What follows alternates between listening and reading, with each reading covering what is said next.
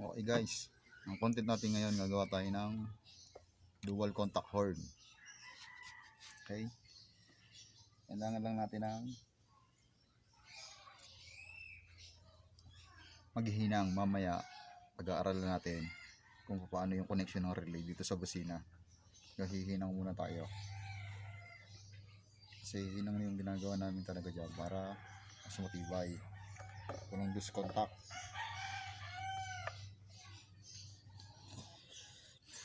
Ito sigurado na hindi agad basta maghihiwalay ang inyong wirings.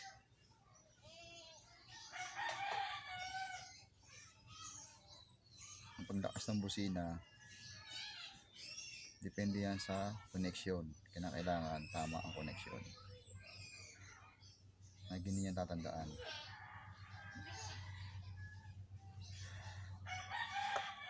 Okay, tapos putol tayo ng wire. Yan. Tapos maghihinang pa rin tayo.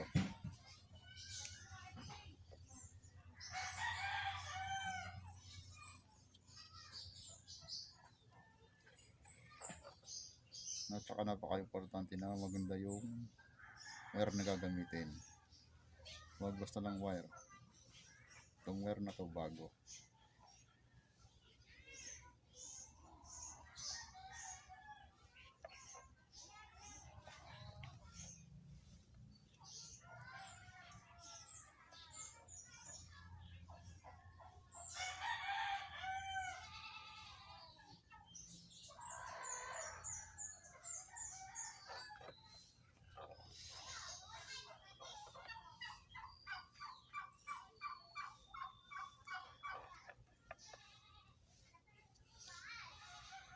Ito yung gagamit ang wire na marurupok, yung madali siyang maluma, madali magato, madali magpulbos, na kailangan automotive wire. Okay, hinang, okay, dikit, okay, dikit, yan.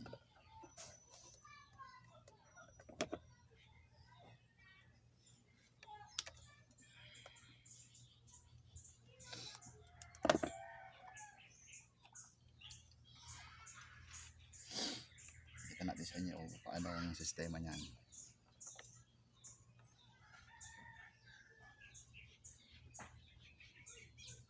Kailangan mainit na mainit ang ating panghinang.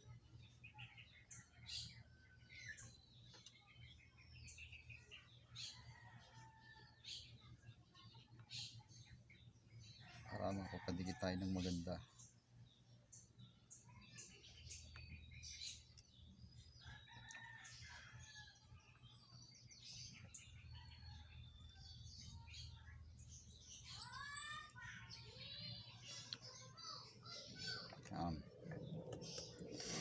Tapos hinang ulit kasi pag nakahinang hindi na siya mag-lose contact agad-agad. Napakatibay.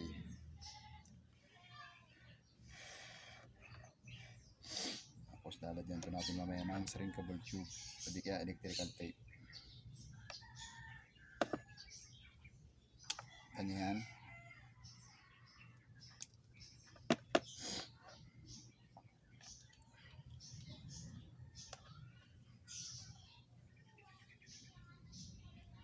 Para siguradong walang kawala.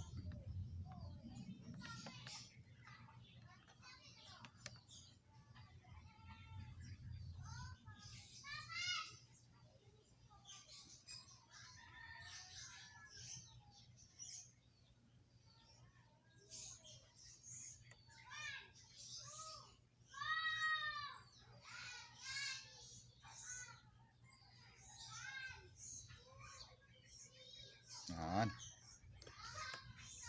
Tapos dito naman tayo.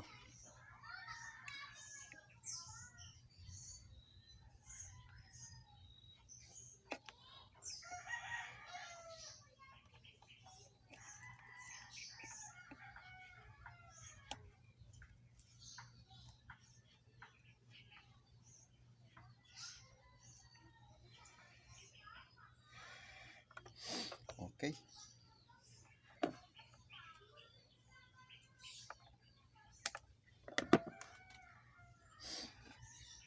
Okay, ito na yung ating hininang na busina. Ang gawin natin, yung dalawa na to pagkasamahin natin kasi may gagawin tayo dyan. Ito, tigisa sila magkabila. Tapos, sa dito. Yan, ganyan ang mangyayari niyan. Okay? Yeah.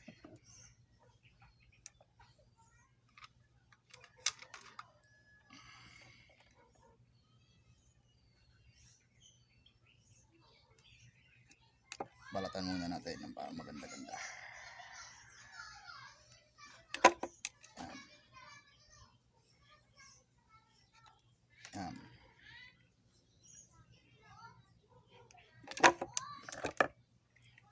Sinasabi ko itong dalawa pagkasamahin natin.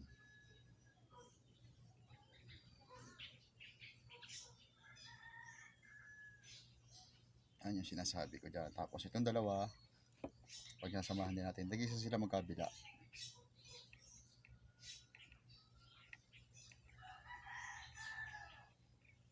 Ayun. Samahin natin yan. Pero dapat okay na yan.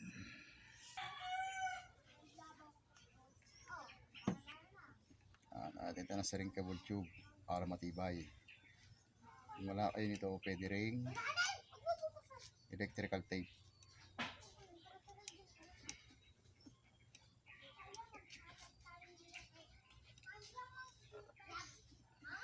Yan. Ganda ng pagkakalapat, no?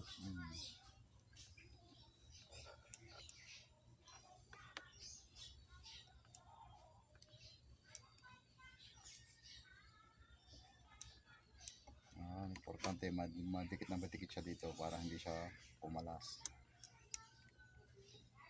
Yan, doble tibay.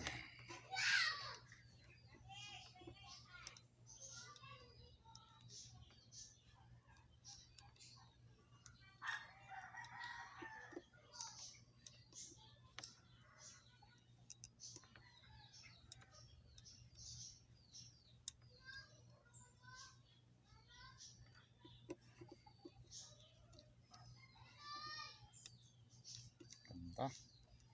Tapos nito. Ganun pala din yung ginawa mo sa iyo, nakahinang mo na. Oo. Oo nga, pagka yung sinasalpak lang naglulus pa ang kontak nun eh. Pag yung nananakbo, naluwag. Okay.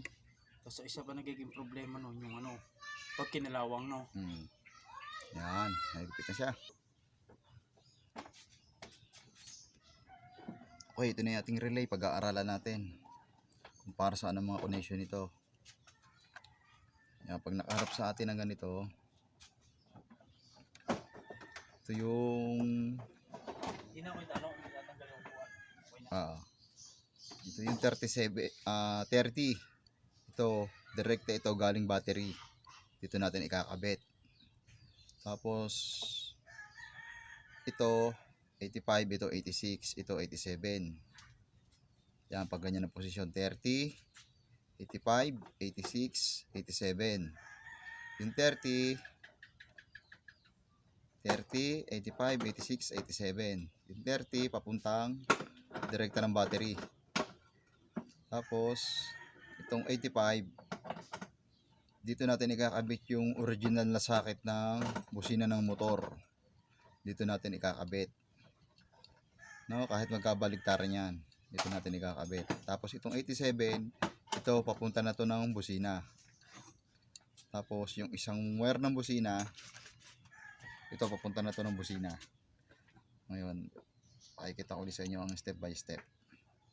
30 galing papunta ng direkta ng battery. 85, 86 pwede magkabaligtaran. Trigger siya ng busina doon sa may pindutan. Doon manggagaling ang ano niyan, supply. Tapos itong 87 papunta ng isang wire ng busina. Yung hininangan ko kanina na mayroon akong pinagsama ng tagtagisa. Kahit alin doon, pwedeng ikabit ito sa dalawang yon. Okay.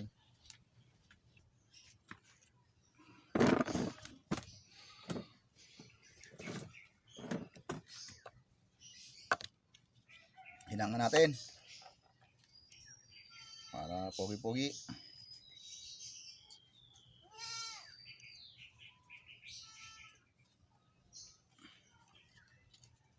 Ito sayang.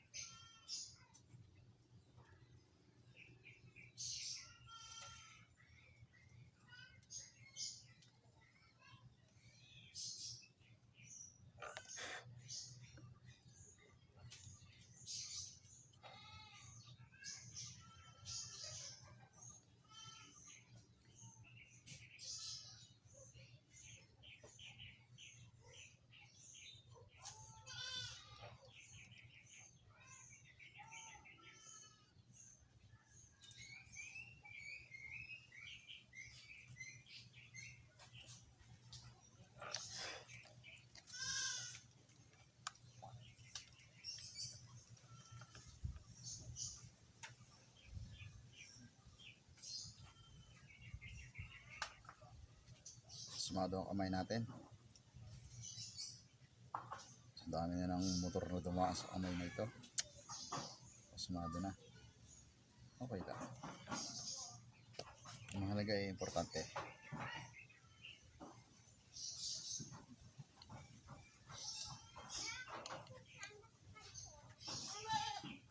Alis kami.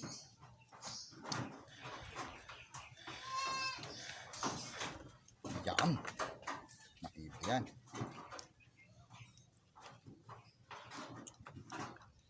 Tapos mamaya summarize ulit natin kung para saan yung mga connection.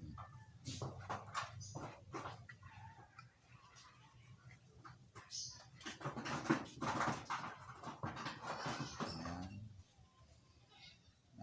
Mainit ang panghinang. Ayan.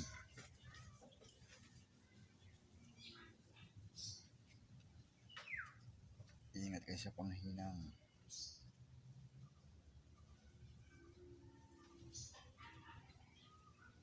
Yun. Ganda. Lakas ang tunog niyan. Ay, pagkatayo natulog na yan. Luto. Yan.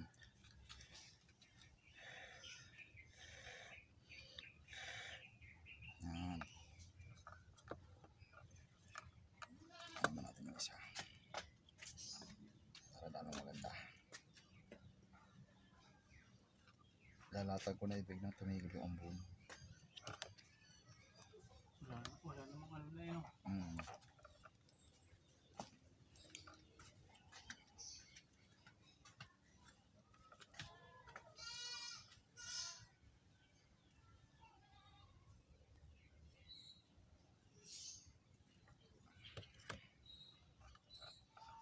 Magkano bilhin na rin ka na rin? Oh, magkano nga bagay yan? Mura lang bili ko yan. Isa sa Taros ako nabili niya pag ako nagagawin doon. Mga diode kasi kompleto doon. Tapat ng Robinson. Ayo. Tapat ng Robinson Santa Rosa. Sa may bandang silangan, no? Yung pagkapunta tayo ng ano, kasi may highway. Pupunta tayo ng Binyan. Malapit na sa boundary yun eh. Kanan. Pagbaba ng, yung may shop doon, no? pagbaba ng Tulayo, yung mga gawa ng video okay. Oo. Ayun. Pagka mga pang ano, doon una yung mga diode. Doon una ako pagka mga pang electrical, yung mga string cable tube na yan. Ang ganda ng ano yan, hinang.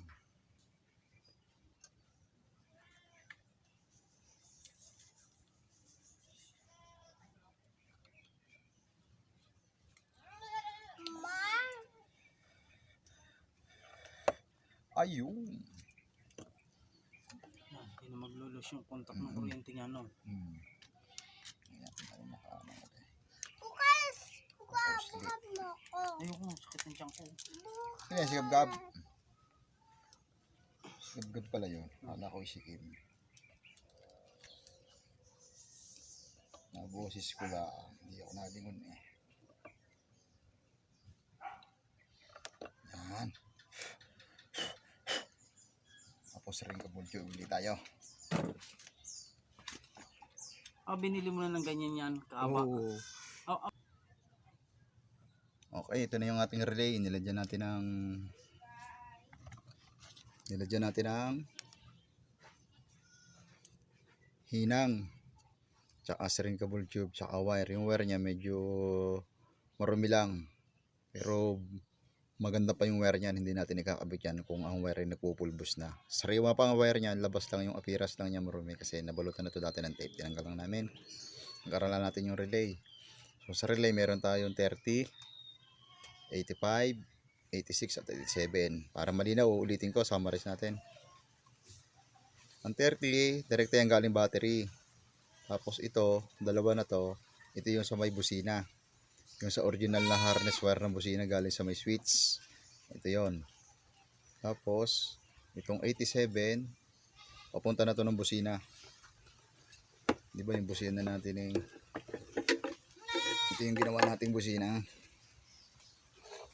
Ito. Pinagsama natin yung tagisa sa magkabila. So yung isa niyan, dito natin ikakabit yung 87 na sinasabi ko sa relay.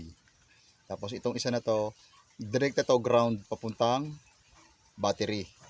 Sana naintindihan nyo ha, dito pa lang, kahit hindi natin inaktual. Kung mapipick up nyo agad, alam nyo na ang magiging sistema nya. No, ganun. Ulitin ko. Mamaya patutulungin ko na kasi yan eh. 30 diretso galing battery. Ang 85 at 86 pwede magkabaligtaran. Doon yan sa may original harness wiring ng motor.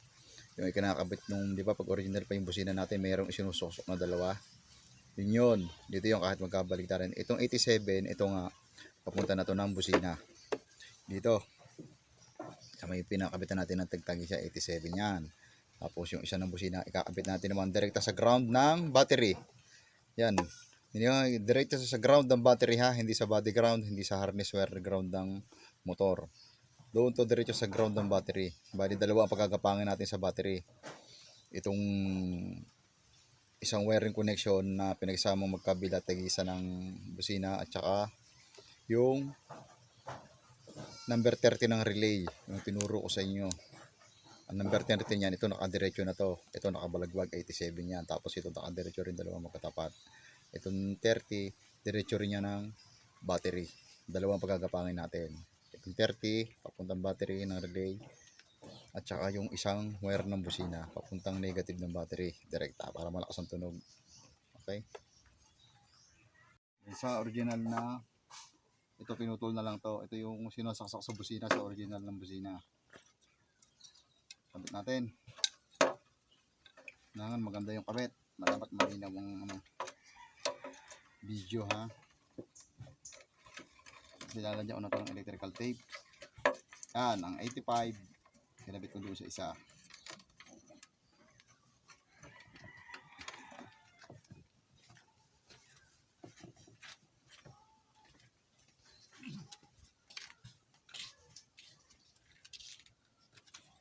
Yan, 85 yan.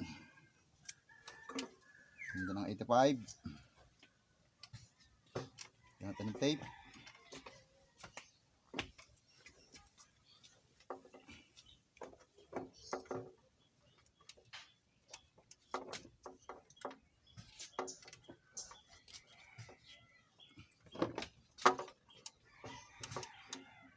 Tapos yung 86 sa kabila. Ito rin yung may busina, sinusok-sok sa busina kaso tinanggal na. Ayan. Ito palang patutugtugin na natin.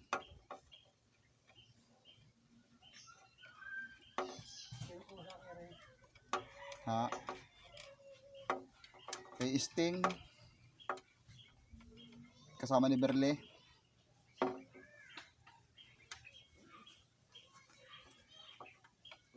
Palitin ng connecting rod bearing. Yan.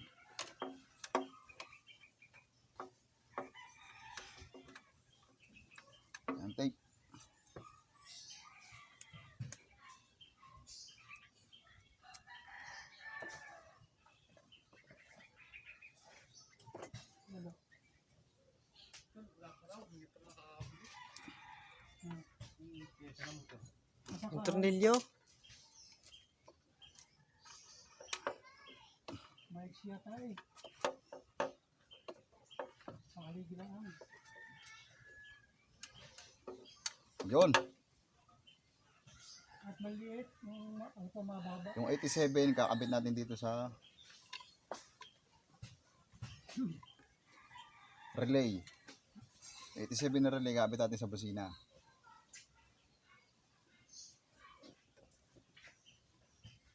Yan mo, Angelo. Hindi generic talaga yan. Oh. Ha? Yan. Oh, pwede. Delikad na yan. Oo. Namumurlema ng mga sisiw ni Kidlat. Ano na eh. Malaki na eh. Siksika na yun, lalo pag lumaki pa. Wala na. Ito na lang eh. Umanya sa ano. Yan muna natin. Ito yung galing battery. Pala, nakaset up na ito. Yan, may pagkasa pa. Ito yung galing battery. Dediretso natin sa battery. Yan, kamit na relay. May laro pala mo yan. Oh. Hindi ka kasama. Hindi, madami akong ginagawa. Hindi rin ako makakasama kahit ako malis na. Sabi ko, hindi ako kasama. Sabi ko, baka mag-champion tayo. Sino kasapi nila?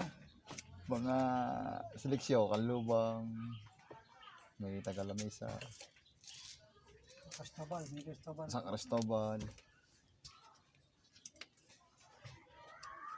Intertown yun eh. Softball. Team ng Kalamba. Tapos itong isa, sa natin kakabit. Sa ground, diretso naman to sa battery. Ito, diretso to sa 30, diretso sa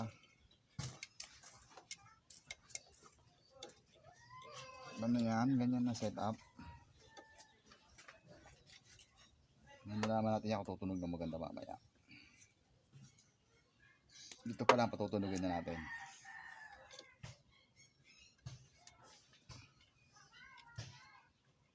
Hindi pa mag-wirings na. Kaya may tindahan ano. Bisado ka na. Ha? May tindahan yung ama niya. Sa ano, si Ranlo pa ho. Layo. Doon na nakahanap ng pwesto. Mahal doon sa inuupahan nila dati eh. Malakas na yun. Kakabit ko na sa ground yung isa. Hindi. Tuloy mo. Huwag mo mapatawag. Flies. Hindi. Hindi ko na flies. Diyan.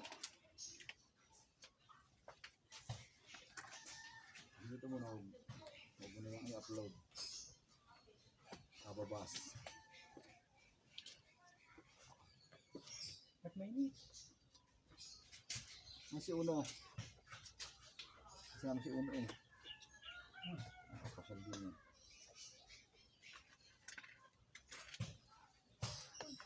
How about you, man?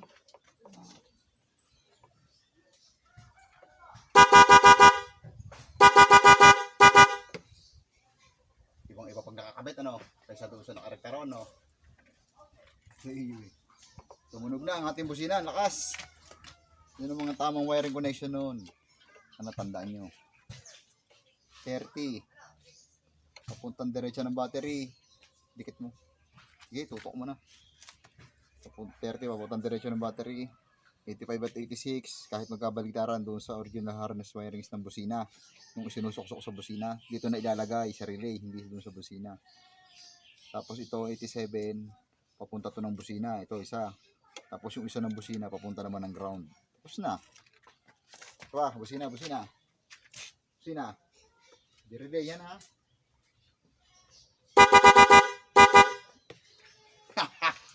Ayos. Good. Welcome to my vlog. Lagalag motovlog. Okay.